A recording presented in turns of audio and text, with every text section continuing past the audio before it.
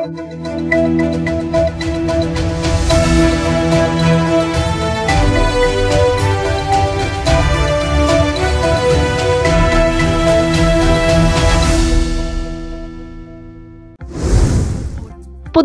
நாடாளுமன்ற தொகுதி காங்கிரஸ் வேட்பாளர் வைத்திலிங்கத்தின் சகோதரி வீட்டில் வருமான வரி சோதனை நடைபெற்றது.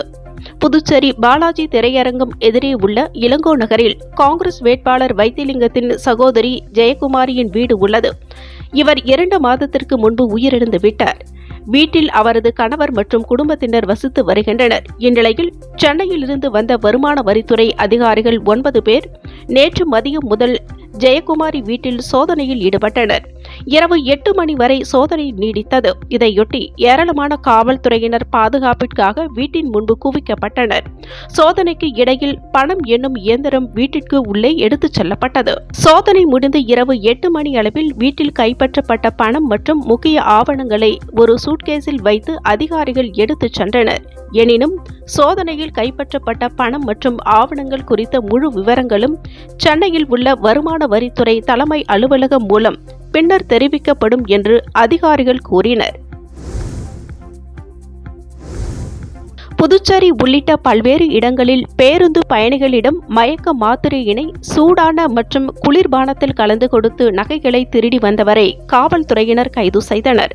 புதுச்சேரி பேருந்து நிலையத்தில் கடந்த 2023ஆம் ஆண்டு டிசம்பர் மாதம் 65 வயது மூதாட்டிக்கு டீ வாங்கி அதில் மயக்க மாத்திரையினை மர்ம நபர் கலந்து கொடுத்துள்ளார்.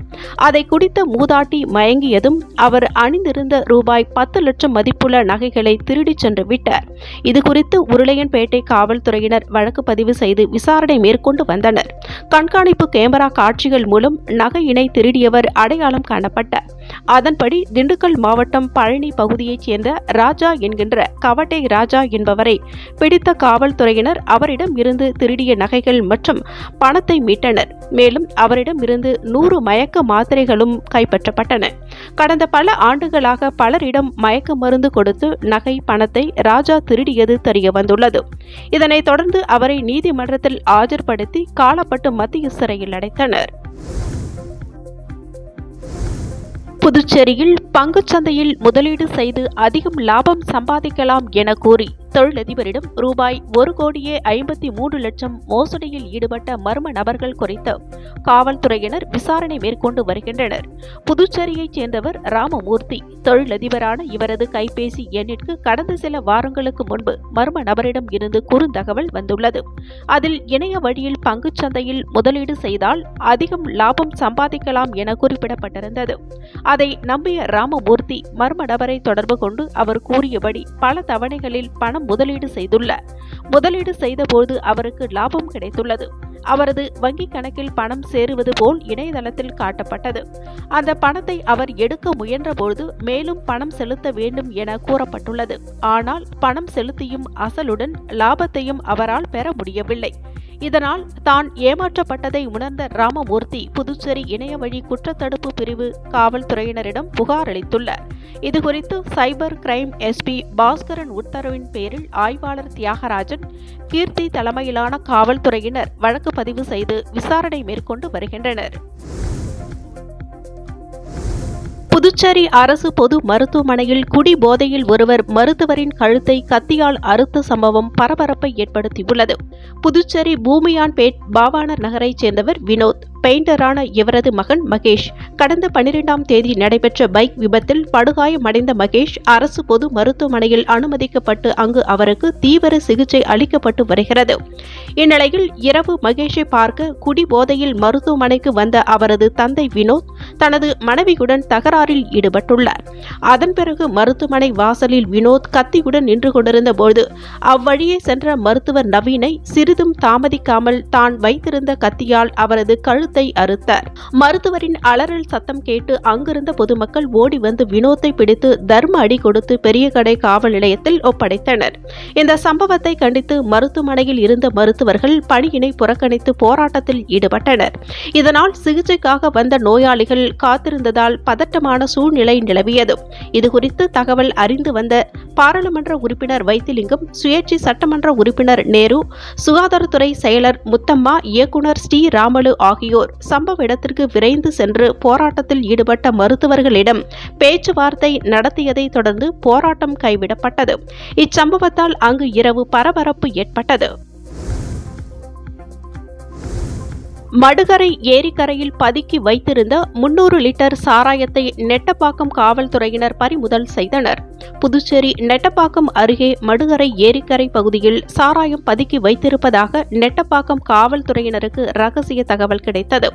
அதன் பேரில் நெட்டப்பாக்கம் உதவி ஆய்வாளர் வீரபத்திரன் மற்றும் காவல்துறையினர் அங்கு விரைந்து சென்றனர். அப்பொழுது காவல்துறையினர் வருவதை அறிந்து கொண்ட நபர்கள் அங்கிருந்து தப்பி ஓடிவிட்டனர். பின்னர் 6 பிளாஸ்டிக் கேன்களில் 300 லிட்டர் சாராயம் பதுக்கி வைத்திருந்தது கண்டுபிடிக்கப்பட்டது. காவல்துறையினர் அவற்றை பறிமுதல் செய்து கலால் துறையிடம் ஒப்படைத்தனர். காவல்துறையினர் இந்த சாராயத்தை பதுக்கி வைத்தது யார், தேர்தலின் போது வாக்காளர்களுக்கு வழங்குவதற்காக பதுக்கி வைக்கப்பட்டிருந்ததா என்பது குறித்து காவல்துறையினர் வழக்கு பதிவு செய்து விசாரணை நடத்தி வருகின்றனர். புதுச்சேரியில் இருந்து தமிழகத்திற்கு மது பாட்டில்களை கடத்திச் செல்ல முயன்ற ஒருவரை காவல்துறையினர் கைது செய்தனர்.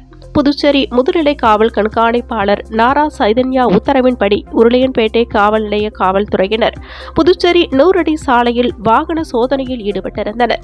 அப்பொழுது சந்தேகப்படும்படி கையில் பையுடன் நின்றிருந்தவரை பிடித்து சோதனையிட்டதில் ரூபாய் 8400 மதிப்புள்ள 140 மது பாட்டில்கள் இருப்பது தெரியவந்தது. விசாரணையில் அவர் ரெட்டியார்பாளையத்தைச் சேர்ந்த மணிவண்ணன் என்பதும் தமிழகத்திற்கு மது பாட்டில்களை கடத்திச் சென்று அதிக விலைக்கு விற்க இருந்ததும் தெரியவந்தது. இதைத் தொடர்ந்து அவரை கைது செய்த காவல்துறையினர் பறிமுதல் செய்த மது பாட்டில்களை கலால் துறையிடம் ஒப்படைத்தனர். புதுச்சேரியில் முதலமைச்சர் ரங்கசாமிக்கு நெருக்கமான பினான்சியர் வீட்டில் 3 கோடியே 60 லட்சம் ரூபாயை தேர்தல் துறை பறக்கும் படை அதிகாரிகள் பறிமுதல் செய்தனர். புதுச்சேரி ஜான்சி நகரைச் சேர்ந்தவர் பினான்சியர் முருகேசன். இந்நிலையில் இவரது வீட்டில் கோடிக்கணக்கில் பணம் பதுக்கி வைத்திருப்பதாக இன்று காலை தேர்தல் துறைக்கு ரகசிய தகவல் கிடைத்தது. இதைத் தொடர்ந்து தேர்தல் துறை பறக்கும் படை அதிகாரிகள் மற்றும் காவல்துறையினர் முருகேசன் வீட்டில் அதிரடியாக சோதனை மேற்கொண்டனர். அப்பொழுது முருகேசன் வீட்டில் ரூபாய் 1 கோடி மதிப்புள்ள பழைய 2000 ரூபாய் நோட்டுகள் மற்றும் ரூபாய் 2 கோடியே 60 லட்சம் மதிப்புள்ள 500 ரூபாய் நோட்டுகள் வைத்திருந்தது கண்டுபிடிக்கப்பட்டது. இதைத் தொடர்ந்து மொத்தமாக ரூபாய் 3 கோடியே 60 லட்சம் ரூபாயினை பறிமுதல் செய்த தேர்தல் துறை பறக்கும் படையினர் இதுகுறித்து விசாரணை மேற்கொண்டு வருகின்றனர். பினான்சியர் வீட்டில் கோடிக்கணக்கில் பணம் பறிமுதல் செய்யப்பட்ட சம்பவம் புதுச்சேரியில் பரபரப்பை ஏற்படுத்தியுள்ளது. புதுச்சேரியில் இணைய வழி மூலம் 5 நபர்களிடம் ரூபாய் 22,46,000 மோசடி செய்தது தொடர்பாக சைபர் கிரைம் காவல்துறையினர் விசாரணை மேற்கொண்டு வருகின்றனர். புதுச்சேரியைச் சேர்ந்த கதிர்வேல் என்பவர் அதிகம் பணம் சம்பாதிக்கலாம் என டெலகிராம் செயலியில் வந்த தகவலை நம்பி ரூபாய் 17 லட்சம் முதலீடு செய்து ஏமாந்துள்ளார். இதேபோல் ரேவதி என்ற பெண் ரூபாய் 2,16,000 முதலீடு செய்து இழந்துள்ளார். மேலும் புதுச்சேரியைச் சேர்ந்த ராதாகிருஷ்ணன் என்பவர் குறுந்தகவல் மூலம் வந்த லிங்கை கிளிக் செய்ததால் அவரது வங்கிக் கணக்கில் இருந்த ரூபாய் 98,000 பறிபோனது. இதேபோல் ஆன்லைன் மூலம் லோன் தருவதை நம்பி பிரதீப்குமார் என்பவர் ரூபாய் 1,33,000 இழந்துள்ளார். புதுச்சேரியில் மேற்கூறிய நபர்கள் உட்பட 5 பேர் ரூபாய் 22,46,000 மோசடி கும்பலிடம் இழந்துள்ளனர். இது தொடர்பாக அவர்கள் அளித்த புகாரின் பேரில் சைபர் கிரைம் SP பாஸ்கரன் உத்தரவின் பேரில் ஆய்வாளர்கள் தியாகராஜன், கீர்த்தி தலைமையிலான காவல்துறையினர் வழக்கு பதிவு செய்து விசாரணை மேற்கொண்டு வருகின்றனர். புதுவை ரயில் நிலையத்தில் ஆட்டோவில் ஏற மறுத்த பள்ளி மாணவனை ஆட்டோ டிரைவர்கள் தாக்கிய சம்பவம் பரபரப்பை ஏற்படுத்தியுள்ளது. புதுச்சேரி முத்தையால்பேட்டை பகுதியைச் சேர்ந்தவர் கதிரேசன். இவரது மகன் ரத்தினவேல் பாண்டியன் கேந்திர வித்யாலயா பள்ளியில் 12ஆம் வகுப்பு படித்து வருகிறார். ரத்தினவேல் பாண்டியன் தனது நண்பர்களுடன் திருவனந்தபுரம் சென்றுவிட்டு ரயில் மூலம் புதுச்சேரி திரும்பினார். இதனையடுத்து மகனை அழைத்துச் செல்வதற்காக கதிரேசன் ரயில் நிலையத்திற்கு சென்றார். அப்போது ரயில் நிலையம் முன்பு நின்று கொண்டிருந்த ஆட்டோ டிரைவர்கள் ரத்தினவேல் பாண்டியனை ஆட்டோவில் ஏறும்படி கூறியுள்ளனர். அப்போது அவர்கள் எங்களிடம் மோட்டார் சைக்கிள் உள்ளது என்று கூறியுள்ளனர். உடனே ஆட்டோ டிரைவர்கள் இங்கு நிற்கக்கூடாது என்று கூறியுள்ளனர். இது தொடர்பாக அவர்களுக்கு இடையே தகராறு ஏற்பட்டது. இதனால் ஆத்திரமடைந்த ஆட்டோ டிரைவர்கள் சிலர் சேர்ந்து ரத்தினவேல் பாண்டியனை தாக்கியதாக கூறப்படுகிறது. இதுகுறித்த புகாரின் பேரில் ஒதியஞ்சாலை காவல்துறையினர் வம்பாக்கீரபாளையத்தைச் சேர்ந்த ஆட்டோ டிரைவர்கள் கலியமூர்த்தி, வேதா உட்பட 4 பேர் மீது வழக்கு பதிவு செய்து வலை வீசி தேடி வருகின்றனர். உங்கள் சக்தி சேனலின் புதுவையின் அன்றாட நிகழ்வுகளை உடனுக்குடன் தெரிந்து கொள்ள சக்தி சேனல் புதுச்சேரி யூடியூப் சேனலை சப்ஸ்கிரைப் செய்து கொள்ளுங்கள். மறக்காமல் பெல் பட்டனையும் கிளிக் பண்ணுங்க. ஷேர் பண்ணுங்க, லைக் பண்ணுங்க. உங்கள் சக்தி சேனல்.